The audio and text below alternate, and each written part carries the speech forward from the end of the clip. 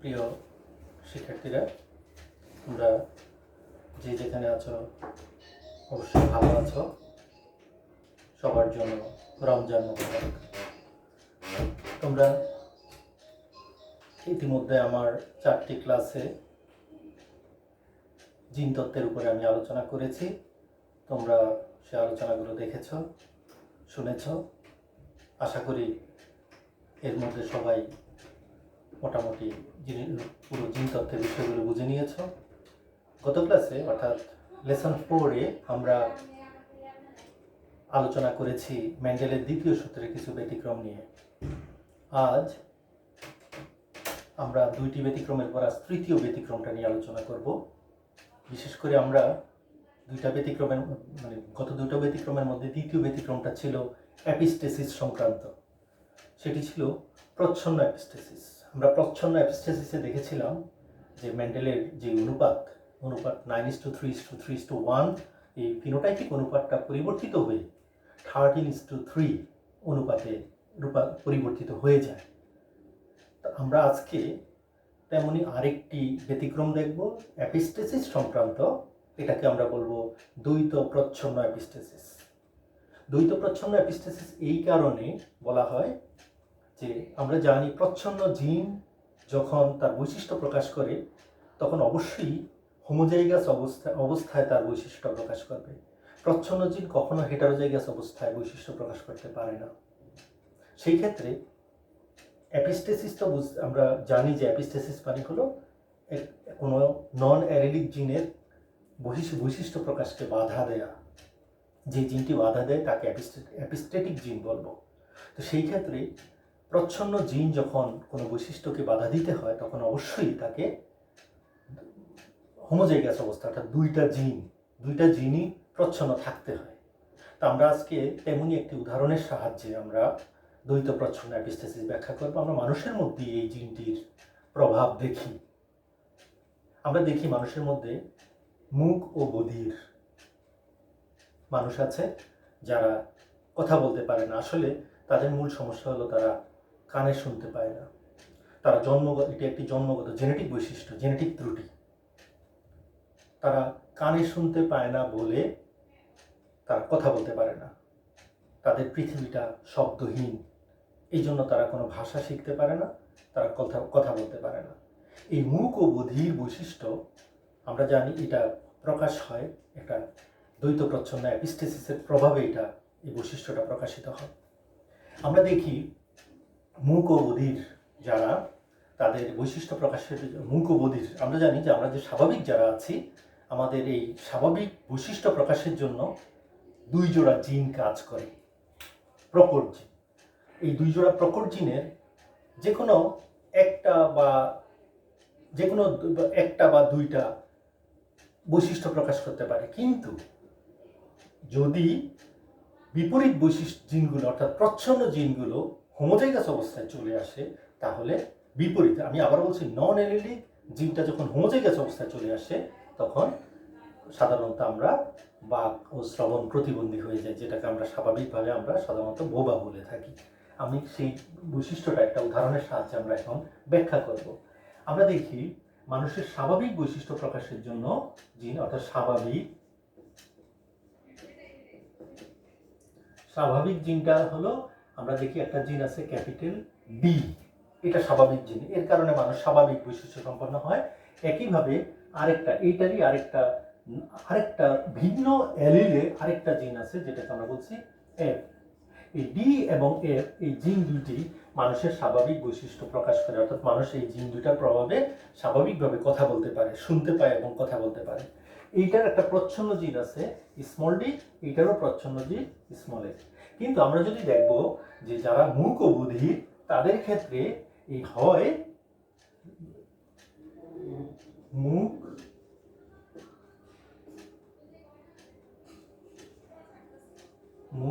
ও বধির, এটার জন্য আমরা দেখবো যে ক্যাপিটাল ডি দুইটা যদি প্রচ্ছন্ন অবস্থায় 2টা জিন থাকে তাহলে মানুষ মুখ ও বধির হয়ে যাবে। অথবা এইখানেও আমরা দেখবো যে যদি এফ 2টা প্রচ্ছন্ন অবস্থায় চলে আসে এই অবস্থার জন্য মানুষ মূকবধির হয়। সেই ক্ষেত্রে স্বাভাবিক জিন যদি বি বা এফ যাই থাকুক না কেন, তার সাথে যদি প্রচ্ছন্ন অবস্থায় দুইটা, অর্থাৎ ওই যে দ্বৈত প্রচ্ছন্ন অবস্থায় দুইটা ক্যাপিটাল ডি স্মল ডি অথবা দুইটা স্মল এফ চলে আসে, এই দুইটা প্রচ্ছন্ন জিনের প্রভাবে মানুষ বাক ও শ্রবণ প্রতিবন্ধী হবে, অর্থাৎ যেটাকে আমরা বলছি মূকবধির অর্থাৎ বোবা হবে। আমরা এখন এই বৈশিষ্ট্যের সঞ্চারণটা দেখব। আমরা ধরে নিলাম মাতা পিতা, আমরা এখন উদাহরণটা ধরবো এক জোড়া মানে প্যারেন্ট দিয়ে আমরা ধরি।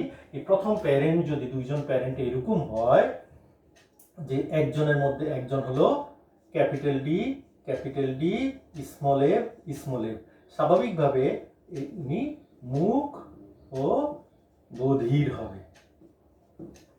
ঠিক একইভাবে তার সাথে যখন একজন ফিমেল এরকম হয়, একজন মাতা যদি এরকম হয় স্মল ডি ক্যাপিটাল এফ এমন হয়, তাহলে সেও হবে কি মুখ ও বধির, অর্থাৎ দুইজনই মুখ ও বধির, মা বাবা দুইজনই মুখ ও বধির। কিন্তু দুইজনই জিনোটাইপ একটু ভিন্ন করে দিয়েছি আমরা সেখানে, যে বাবার ক্ষেত্রে স্বাভাবিক জিন আছে কিন্তু দুইটা স্মল এফ থাকার কারণে, অর্থাৎ দ্বৈত প্রচ্ছন্ন জিন থাকার কারণে তারা মুখ ও বধির। এই ক্ষেত্রে মা স্বাভাবিক জিনটা আছে এফ জিন, কিন্তু এটা যেটা প্রভাবে সাধারণত স্বাভাবিক, এটা স্বাভাবিকভাবে কথা বলতে পারার কথা, কিন্তু দুইটা স্মল ডি থাকার কারণে, অর্থাৎ দ্বৈত প্রচ্ছন্ন জিন থাকার কারণে সেটা হচ্ছে না। সেই ক্ষেত্রে আমরা দেখি এদের গ্যামেট কি হবে, G1। আমরা দেখবো এখানে গ্যামেট দুই রকমের, একই গ্যামেট হতে পারে, ক্যাপিটাল ডি স্মল এফ, এখানেও হবে স্মল ডি ক্যাপিটাল এফ। দুই রকমের গ্যামেট হবে, দুইটা গ্যামেট হবে। আমরা দেখলাম একই রকমের গ্যামেট সব, যেহেতু দুইটা একই হোমোজাইগাস অবস্থায় আছে।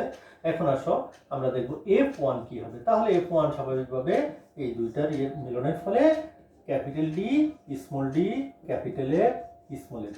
মজার ব্যাপার হলো মা বাবা দুইজনই মূকবধির, অর্থাৎ মা বাবা দুইজনই বাক ও শ্রবণ প্রতিবন্ধী হওয়া সত্ত্বেও সন্তান কিন্তু হবে স্বাভাবিক, কারণ দুইটা ক্যাপিটাল ডি অর্থাৎ দ্বৈত প্রচ্ছন্ন জিন না থাকার কারণে এবং স্বাভাবিক জিন তো আছেই থাকার কারণে এরা স্বাভাবিক হবে। এখন আসি আমরা এই ধরনের দুইজন স্বাভাবিক জিনোটাইপধারী পিতা মাতার মধ্যে যখন ক্রস হবে, তখন তার পরবর্তী বংশধরটা কেমন হবে আমরা সেটা দেখি।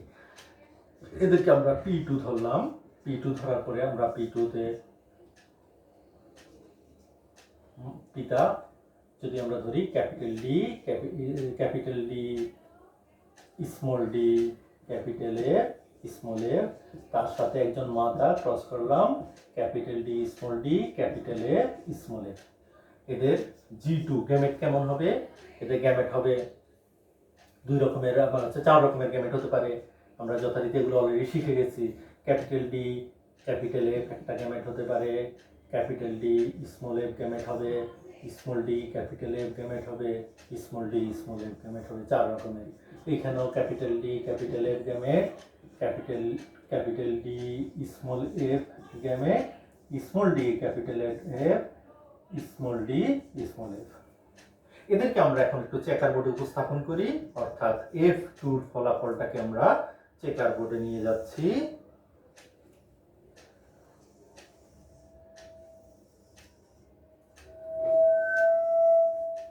চেকার বোর্ডে নিয়ে যাচ্ছি আমরা।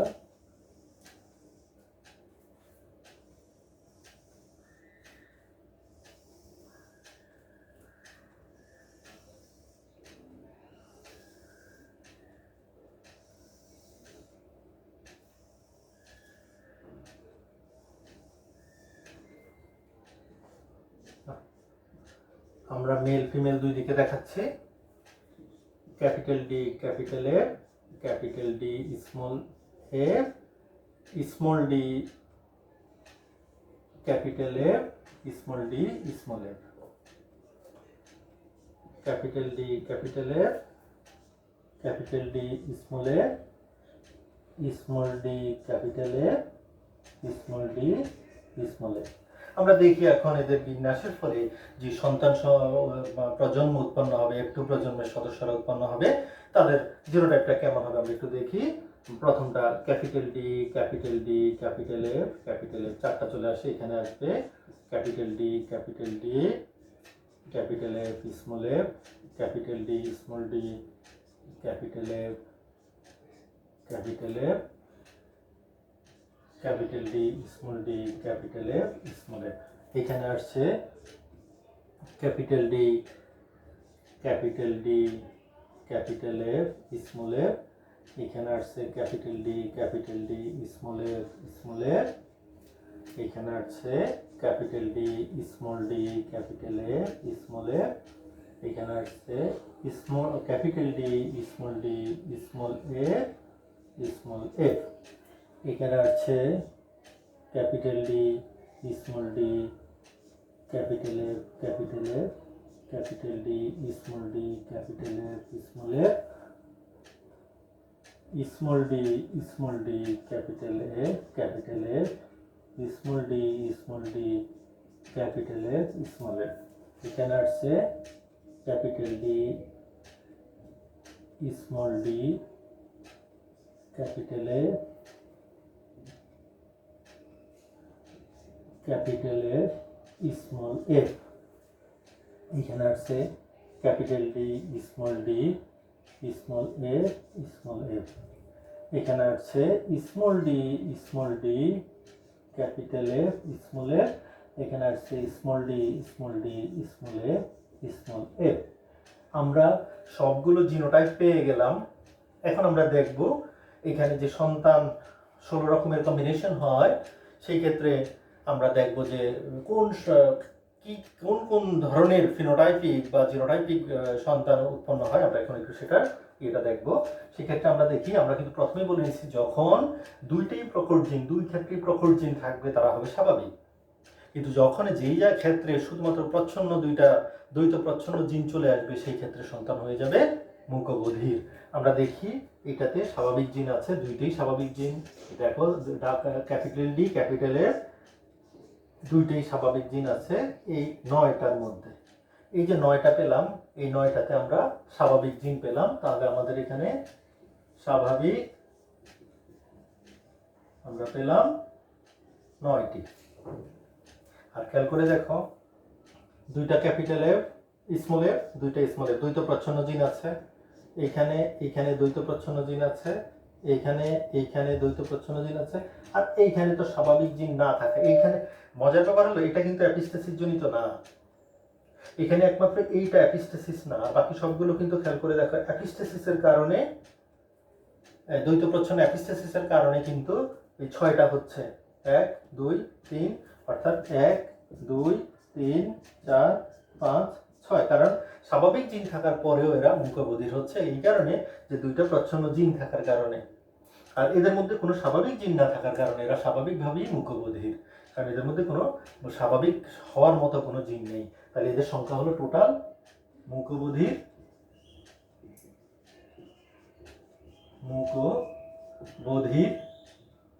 7। তাহলে অনুপাত হয়ে যাচ্ছে 9:7। তাহলে আমরা এখানে দেখলাম একটা জিনিস, আমরা এখানে করে স্পষ্ট হলাম আমরা, সেটা হলো স্বাভাবিক প্রচ্ছন্ন অ্যাপিস্টেসিসের ক্ষেত্রে আমরা 2 রকমের পেলাম। প্রকট অ্যাপিস্টেসিসের ক্ষেত্রে অনুপাত হয়ে যায় 13:3, আর দ্বৈত প্রচ্ছন্ন অ্যাপিস্টেসিসের ক্ষেত্রে অনুপাত হয়ে যায় 9:7। এই গেল আমাদের মেন্ডেলের দ্বিতীয় সূত্রে টোটাল। আমরা গতদিন এবং আজকে মিলিয়ে আমরা 3টা ব্যতিক্রম পড়ে ফেললাম। আমি আজকে আরেকটা জিনিস একটু আলোচনা করব, একটু ভিন্ন। আমরা মেন্ডেলের সূত্র তোমাদের সিলেবাস অনুযায়ী বলছি, মেন্ডেলের সূত্র এবং সূত্রের যে ব্যতিক্রমগুলো ছিল এগুলো আমাদের আজকেই এখানে শেষ হয়ে গেল। এখন আমরা আরেকটা জিনিস একটু আলোচনা করব, সেটা হলো আমরা পলিজিন নিয়ে আলোচনা করব। পলিজিন, আমরা যে বলি পলিজেনিক ইনহেরিটেন্স। পলিজেনিক ইনহেরিটেন্স কি? পলিজিন কি আমরা দেখছি যে একটা বৈশিষ্ট্য প্রকাশের জন্য সাধারণত এক জোড়া জিন কাজ করে, এক জোড়া। যেমন আমরা লম্বার খাটো একটা বৈশিষ্ট্য, এক জোড়া বৈশিষ্ট্য। এটা ক্যাপিটাল টি এবং স্মল টি, এক জোড়া জিন আছে। কিন্তু এরকম আমরা কিছু কিছু ক্ষেত্রে দেখি, আমাদের কিছু কিছু বৈশিষ্ট্য আছে যার ক্ষেত্রে, যেগুলোর ক্ষেত্রে আমরা এরকম দেখব যে একাধিক জোড়া জিন, 2 বা 3 জোড়া জিন আছে যেগুলো একটা বৈশিষ্ট্যকে প্রকাশ করে, এবং বৈশিষ্ট্যটা প্রকাশিত হয় পরিমাণগতভাবে, পরিমাণগত বৈশিষ্ট্য। আমি যদি একটু উদাহরণ দিই তাহলে বুঝতে পারবো যে আমরা 10 জন মানুষ এখানে দাঁড়ালাম, 10 জনের গায়ের রং কিন্তু 10 রকম, একরকম হবে না। তার মানে এটা বোঝা যাচ্ছে যে আমাদের গায়ের রঙের ক্ষেত্রে একটু মাত্রার ব্যাপার আছে। অর্থাৎ কারো গায়ের রং অত্যন্ত ফর্সা, আমরা যেটাকে শ্বেতাঙ্গ বলি, তার চেয়ে আরেকটু ডার্ক হতে পারে, আরেকটু ডার্ক এরকম হতে হতে এক পর্যায়ে দেখি আমরা একেবারে কৃষ্ণাঙ্গ যারা আছে তাদের গায়ের রং একদম পুরোপুরি কালো, এবং পুরো জিনিসটা হয় একটা প্রোটিনের কারণে, যেটাকে আমরা বলছি মেলানিন। আর আমরা কিন্তু শুরুর ক্লাসেই বলেছি যে আমাদের প্রত্যেকটা বৈশিষ্ট্য প্রকাশ করা হয় যে জিন দ্বারা। সেই জিনের কাজই হলো একটা প্রোটিন তৈরি করা, প্রোটিন তৈরি করে সেই বৈশিষ্ট্যটা প্রকাশ করে। তেমনইভাবে মেলানিনের মাধ্যমে, মেলানিন উৎপাদনের মাধ্যমে এখন কি পরিমাণ, কত মাত্রায় মেলানিন উৎপন্ন হচ্ছে সেটার উপর ভিত্তি করে আমাদের গায়ের রংটাই হবে, এবং সেই জিনিসটা বৈশিষ্ট্যটা প্রকাশের জন্য আমাদের আমরা একাধিক জোড়া জিন এখানে কাজ করবে, এবং প্রকট জিন যত বেশি পরিমাণে থাকবে বৈশিষ্ট্যের মাত্রা তত বেশি হবে। প্রকট জিন যত কমতে থাকবে, প্রচ্ছন্ন জিন যত বাড়তে থাকবে, ওই বৈশিষ্ট্যের মাত্রা আস্তে আস্তে কমে আসবে। যেমন আমাদের গায়ের রঙের ক্ষেত্রে আমরা যদি উদাহরণটা এরকম দিই, আরও অনেক উদাহরণ দিতে পারি। আমাদের চোখের আইরিশ বা রেটিনার, আইরিশের যেই বর্ণ আছে, চোখের বর্ণ যেটা, সেটা আমাদের চুলের বর্ণ হতে পারে। হ্যাঁ, তারপরে গমের বীজ, চালের যেটা বর্ণ, গমের বা চালের উপরে যে বর্ণটা আছে সেটা, এগুলোতে মধ্যে আমরা এই ভুট্টার বর্ণ, এগুলো আমরা এইখানে উদাহরণ হিসাবে আমরা করতে পারি। এখন আসে পরিমাণগত বা মাত্রিক চরিত্র প্রকাশের জন্য এই যে একাধিক জোড়া জিন একটা বৈশিষ্ট্য প্রকাশের ক্ষেত্রে কাজ করে এবং বংশ অনুসৃত হয়, বংশে এক বংশ থেকে আরেক বংশে সঞ্চারিত হয়, এটাকে আমরা বলি পলিজেনিক ইনহেরিটেন্স। অর্থাৎ ইনহেরিটেন্স মানে বংশগতি, পলিজিনের বংশগতিটাকে আমরা পলিজেনিক ইনহেরিটেন্স বলি। আমরা এখন একটা উদাহরণ দিব। বিজ্ঞানী ডেভেনপোর্ট মানুষের এই মেলানিন উৎপাদনকারী জিন নিয়ে কাজ করছে, এবং তার সেই উদাহরণটাকে যদি আমরা একটু এখানে উপস্থাপন করি তাহলে আমরা জিনিসটাকে একদম ক্লিয়ার হয়ে যাব। আমরা এখানে দেখব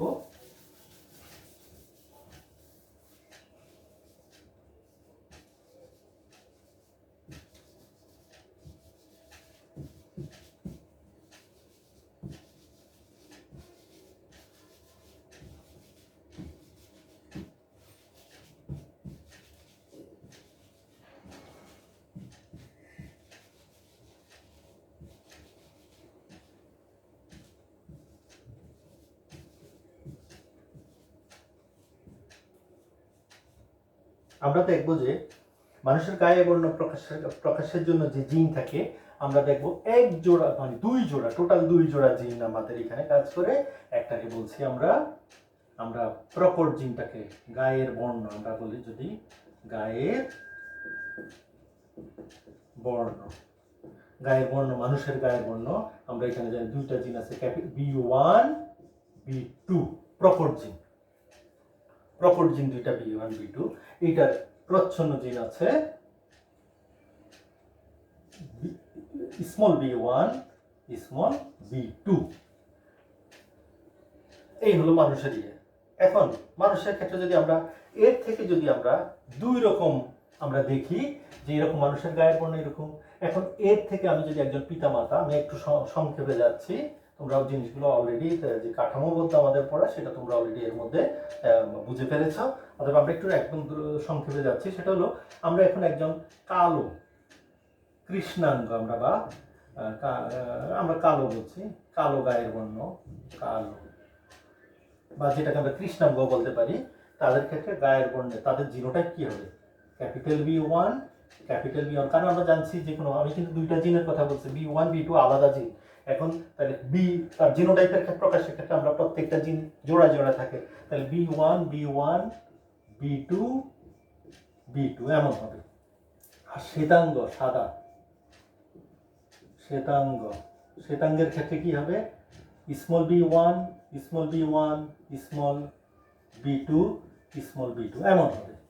এদেরকে যদি আমরা, এই দুজনকে যদি আমরা পিতামাতা ধরে পরের বংশধর দেখি তাহলে আমরা বিষয়টা বুঝতে পারবো। খেয়াল করো যে আমরা যদি P1 ধরলাম, P1 এ কি হলো? দুইজন parent, capital B1 capital B1 capital B2 capital B2। এটাকে আমরা কৃষ্ণাঙ্গ বা কালো গায়ের বর্ণ বিশিষ্ট।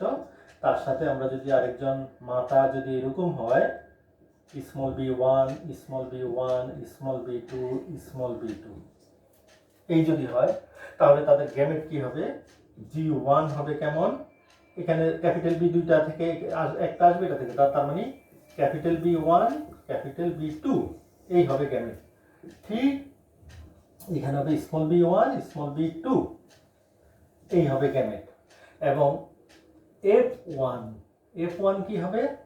এদের দুইজনের মিলনের ফলে F1 এর এটা দাঁড়াবে এরকম, capital B1, small b1, capital B2, small b2।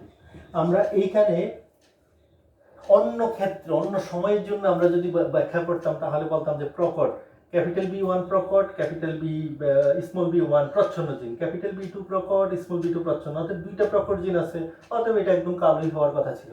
কিন্তু আসলে যেহেতু এই জিনটাকে আমরা এই মাত্রিক বৈশিষ্ট্য বলি, পরিমাণগত বা মাত্রাগত বৈশিষ্ট্য বলি আমরা, তাহলে বা মাত্রাগত চরিত্র বলি, সেই ক্ষেত্রে দেখা গেছে, আমি শুরুতে একবার বলেছি যে প্রকট জিনটা যত বেশি পরিমাণে থাকবে তার মাত্রাটা তত বেশি হবে।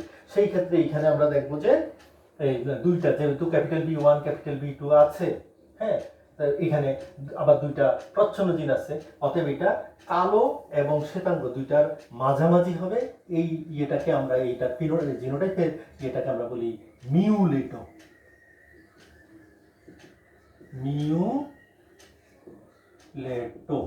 আমরা এই ধরনের বলি। অর্থাৎ এদের দেখা যায় যে এদের গায়ের বর্ণটা ফর্সা হয়, চুলগুলো কালো হয়, এই ধরনের, অর্থাৎ শ্বেতাঙ্গ এবং কৃষ্ণাঙ্গ দুইটার মাঝামাঝি চরিত্রের ইয়ে হয়। অর্থাৎ শ্বেতাঙ্গ আর কৃষ্ণাঙ্গ, কালো এবং সাদার মধ্যে যখন ক্রস ঘটে মানুষের মধ্যে, যেই যেটা পাওয়া যায় সেটা এই গায়ের বর্ণটাকে আমরা মিউলেটো বলি। এটা মাঝামাঝি, দুইটা চরিত্রের মাঝামাঝি এরকম। এখন এইরকম দুইটা মিউলেটো মানুষের মধ্যে যদি আমরা এদেরকে যদি আমরা P2 ধরে ক্রস করি, আমরা প্যারেন্ট ধরলাম capital B1, small b1, capital B2, small b2, তার সাথে মাতা যদি এরকম হয় capital B2, capital B1, small b1, capital B2, small b2, তাহলে যাদের G2 কেমন হবে, গ্যামেট কেমন হবে? গ্যামেট হবে, আমরা যদি এখান থেকে দেখি, চার রকমের gamete. Capital B1, capital B2 একটা gamete, capital B1, small b2, small b1, capital B2, small b1, small b2, এটা হবে। ঠিক এইখানেও এরকম চার রকমের হবে, capital B1, capital B2, capital B1, small b2, small b1, capital B2, small b1, small b2, এই চার রকমের। তাহলে এখানেও চার রকমের গ্যামেট, এখানেও চার রকমের। আমরা যথারীতি সেই আমাদের চেকার বোর্ডে আমরা যদি এটাকে উপস্থাপন করি, উপস্থাপন করে আমরা একটু ফলাফলটা বিশ্লেষণ করি, খেয়াল করো। তাহলে আমরা এখানে দিলাম ক্যাপিটাল B, আমরা পিতা মাতা এরকম capital B1, capital B2, capital B1, small b2, small b1, capital B2, small b1, small b2। এখানেও ঠিক একই রকম, capital B1, capital B2, capital B1, small b2, small b1, capital B2, small b1, small b2। এখন আমরা এটাকে বিশ্লেষণ করে দেখি তাদের প্রজন্ম কিরকম, সন্তান সন্ততিগুলো কিরকম উৎপন্ন হচ্ছে আমরা সেটা দেখি। আমরা এখানে দেখব capital B1, capital B1, capital B2, capital B2, capital B1, capital B1, capital B2, small b2, capital B1, small b1, capital B2, capital B2, capital B1, small b1, capital B2, small b2। এখানে হচ্ছে capital B1, capital B1, capital B2, small b2। এখানে হচ্ছে capital B1, capital B1, small b2, small b2। এখানে হচ্ছে capital B1, small b1, capital B two small B two, এখানে হচ্ছে capital B one small B one small B two small B two, এখানে হচ্ছে capital B one small b, capital B one small B one, capital B two capital B two, এখানে হচ্ছে capital B one small B one capital B two small B two, এখানে হচ্ছে small B one small B one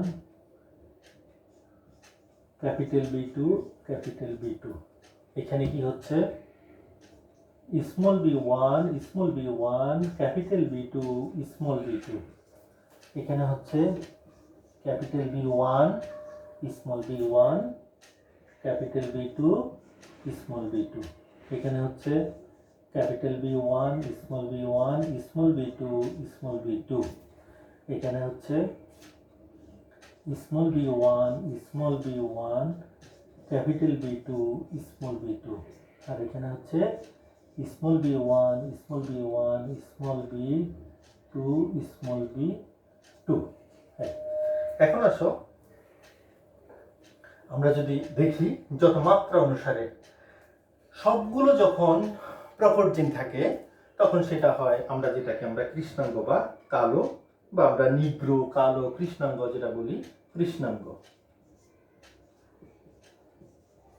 কৃষ্ণাঙ্গ আমরা একদম কালো যেটা পেলাম। আর সবগুলো যখন প্রচ্ছন্ন জিন থাকে সেটা তো অবশ্যই শ্বেতাঙ্গ।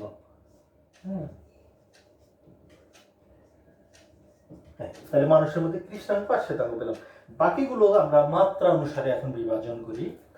দুই তিনটা প্রকট একটা প্রচ্ছন্ন, তাহলে আমরা এটাকে গাঢ় গাঢ় কালো বলবো। আমি আর ব্যাখ্যা আর ইয়ে করলাম না, শুধু গাঢ় লিখে রাখলাম বা গাঢ় কালো। এটাও তিনটা প্রকট জিন আছে একটা প্রচ্ছন্ন, তাহলে এটাও গাঢ়। এটা দুইটা প্রকট, তাহলে এইটা বাদ দিলাম, আমরা তিনটা আগে শেষ করে নেই। এই যে তিনটা প্রকট জিন, তাহলে এটাও গাঢ়। হ্যাঁ, এটাও তিনটা, এক দুই তিনটা প্রকট গাঢ়। আর কোথায় আছে? তাহলে আমরা গাঢ় পেলাম, এই গাঢ় পেলাম। হ্যাঁ, এখন আসি আমরা দুইটাতে আমাদের আগেই পাওয়া গেছে, দুইটা হলে আমরা এটাকে মিউলেটো বলি। হ্যাঁ, আমি একটু সংক্ষেপ করার জন্য মিউ লিখে রাখি, মিউলেটো। এটাতে দুইটা কালো আছে, মিউলেটো। এটাতে দুইটা ক্যাপিটাল বি আছে, মিউলেটো, মিউলেটো। এটাতে দুইটা, মিউলেটো। এটাও মিউলেটো দুইটা। আর কোথায় আছে দুইটা?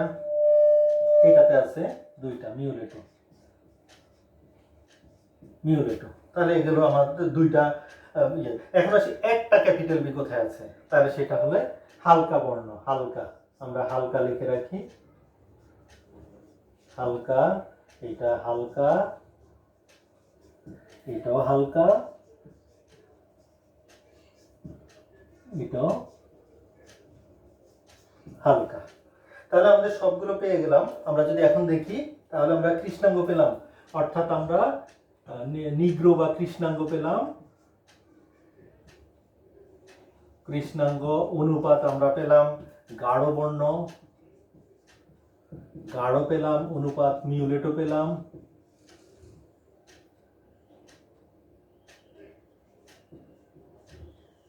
অনুপাত আমরা হালকা পেলাম, অনুপাত আমরা শ্বেতাঙ্গ পেলাম, শ্বেতাঙ্গ বা ফর্সা পেলাম। তো সেই ক্ষেত্রে আমরা যদি এরকম পাই, আমরা কৃষ্ণাঙ্গ পেলাম একটা আর শ্বেতাঙ্গ পেলাম একটা, লিখে ফেললাম। এখন সব গাঢ় বর্ণ পেলাম 1 2 3 4, অনুপাত 4, অনুপাত মিউলেটো পেলাম কয়টা? 1 2 3 4 5 6, 6, অনুপাত হালকা বর্ণ পেলাম 1 2 3 4। তাহলে আমাদের এই 16 অনুপাত হয়ে গেল 6 6 4 10 10 4 14 14 2 16 অর্থাৎ 16 16 1:4:6:4:1 ফিনোটাইপিক অনুপাত হয়ে গেল এমন। এটা ব্যতিক্রম আমরা এটাকে বলবো না, এটা মেন্ডেলের ব্যতিক্রম সেটা বলা যাবে না, এটা ভিন্ন একটা আমরা রূপ সেটা এটাকে ভিন্ন রূপে বর্ণনা করব, যেটাকে আমরা পলিজেনিক ইনহেরিটেন্স বলছি। যেমন তোমরা তোমাদের সিলেবাসে না থাকলেও আমরা অনার্সের বা ডিগ্রিতে আছে, যেমন আমরা মাল্টিপল অ্যালিল বলি, সেটা আছে আমাদের ব্লাড গ্রুপ, আমরা একটু পড়বো। হ্যাঁ, তোমাদের না থাকলেও আমরা ব্লাড গ্রুপ নিয়ে পরবর্তী একটা ক্লাসে আলোচনা করব, সেখানেও দেখো যেগুলো মাল্টিপল অ্যালিল, ওইখানেও একাধিক অ্যালিল কাজ করে, এখানেও একাধিক অ্যালিল কাজ করছে একই বৈশিষ্ট্যের পরিমাণগত মাত্রাগত, ওইটা আবার একটু ভিন্ন জিনিস। মাল্টিপল অ্যালিল আর পলিজিনের মধ্যে পার্থক্য আছে। আমরা আজকে পলিজেনিক ইনহেরিটেন্সটা দেখলাম। আমরা দুইটা জিনিসই আমাদের দেখা হয়ে গেল। একদিকে আমরা দেখলাম মেন্ডেলের ব্যতিক্রমের আজকে শেষ ব্যতিক্রমটা দিয়ে আমাদের মূল পড়া অংশটা শেষ করে দিলাম। পলিজেনিক ইনহেরিটেন্স আমরা আলোচনা করলাম। আমাদের নেক্সট আমরা পরবর্তী লেসনে আমরা পরবর্তী ক্লাসে আমরা পরের আর বাকি যে অংশগুলো আছে আমরা ওগুলো শেষ করব। তো তোমরা সবাই আগামী আজকে থেকে আর কি, আজকে থেকে রমজান শুরু হয়ে গেল। তোমরা বাসায় আছো, অবশ্যই সুস্থ আছো, স্বাভাবিক থাকবে। আর আমি বারেবারই একটা কথা বলবো যে তোমরা ঠিকমতো পড়াশোনা করো, বাসায় থাকো, সুস্থ থাকো, স্বাভাবিক থাকো, পরিবার পরিজন নিয়ে ভালো থাকো। তোমরা ভালো থাকো, ভালো থাকবে, এটাই প্রত্যাশা করি। আমাদের সবারই সদিচ্ছা আছে তোমাদের কাছাকাছি গিয়ে ক্লাসরুমে তোমাদের ক্লাস নেওয়ার, যাতে করে সরাসরি তোমাদের ইন্টারাকশনে যাওয়া যায়, সরাসরি তোমাদের প্রশ্নগুলোর জবাব দেওয়া যায়। বৈষয়িক এই দুর্যোগে আমরা যার যার মতো করে আটকে আছি। বিশেষ করে একজন শিক্ষক হিসাবে তোমাদের সান্নিধ্যে থাকবো, তোমাদের ক্লাসগুলো ঠিকমতো নিব, তোমাদেরকে কিছু যতটুকু সম্ভব এই ক্ষুদ্র পরিসরে যতটুকু সম্ভব জ্ঞান দান করব, এই প্রত্যাশা আমাদের প্রত্যেকটা শিক্ষকের আছে। প্রতিটি শিক্ষকের আমরা এই প্রত্যাশা প্রতিনিয়ত করি, কিন্তু আমরা আমাদের এই মাসে আমরা স্রষ্টার কাছে প্রার্থনা করব যেন আমরা আবার সুন্দর, সুষ্ঠ এবং একটা ভালো পরিবেশে আমরা ফেরত এসে আমাদের স্বাভাবিক জীবনযাপন চালিয়ে যেতে পারি। এই প্রত্যাশা করব, এই দোয়া করব স্রষ্টার কাছে। তোমরা যে যেখানে আছো ভালো থাকবে, স্বাভাবিক থাকবে, সুন্দর থাকবে, এই প্রত্যাশা করে আজকের মতো এখানে বিদায় নিলাম। আগামী ক্লাসে আবার দেখা হবে। ধন্যবাদ।